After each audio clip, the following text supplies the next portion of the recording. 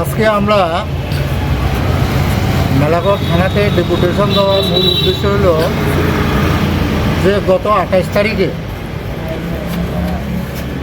মেলাঘর পৌর পরিষদের 5 নম্বর ওয়ার্ড পদ্মাডাবাতে নয়ন সাহা,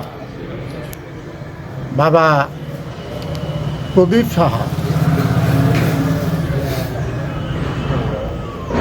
মেলাঘর পদ্মাডাবা ওই দিন মেলাঘর বাজার থেকে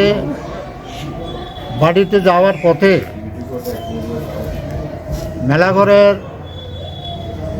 এক বিজেপি নেতা দুলাল সূত্রধর ওনার বাড়ির সামনে 13 বছর বয়স্ক নয়ন সাহাকে ব্যাপকভাবে বিনা প্ররোচনায় একটা সেগুন এর কাঠ দিয়ে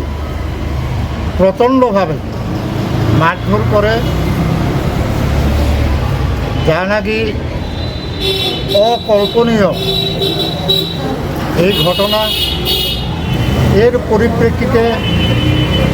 নয়ন সাহা ব্যাপকভাবে